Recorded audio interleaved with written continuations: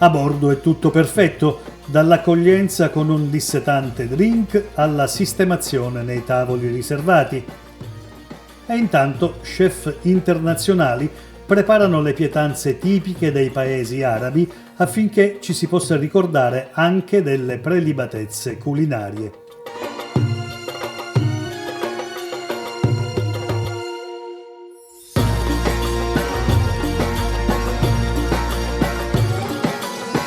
Con la delicata musica di sottofondo, araba e inglese, si sposano i riflessi dei grattacieli che si specchiano nell'acqua non appena il sole decide di andare a dormire.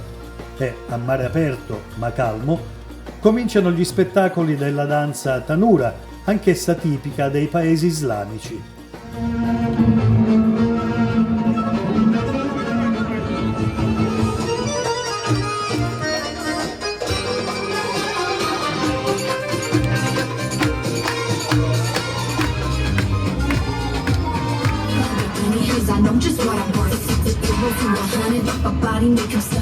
Scivolando sulle acque il nostro yacht ci porta tra decine di magnificenze, alberghi di lusso come l'Atlantis o il Burj Al Arab, grattacieli che fanno a gara per superarsi, ristoranti che competono per offrire le pietanze migliori.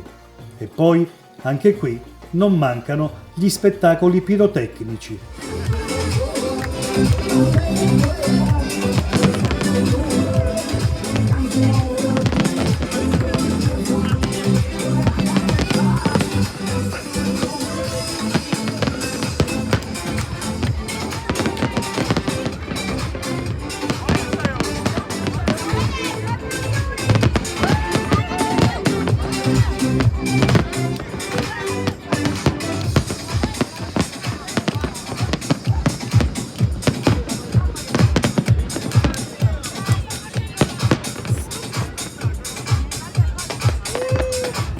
La vacanza volge al termine, ma chi visita Dubai si augura di certo di poter fare ritorno in questa metropoli multirazziale, già perché i luoghi, l'alba, i tramonti, ma soprattutto la gente non alimentano alcun senso di inferiorità. Pur tra tanta ricchezza, tra cotanto sfarzo e tra tutti i primati mondiali in centinaia di settori, nessuno si sente ultimo, perché Dubai è la città di tutti e per tutti, la città sicura, pulita, rispettosa delle regole e che offre a ogni cittadino del globo la possibilità di potersi ritenere anch'egli primo fra i primi.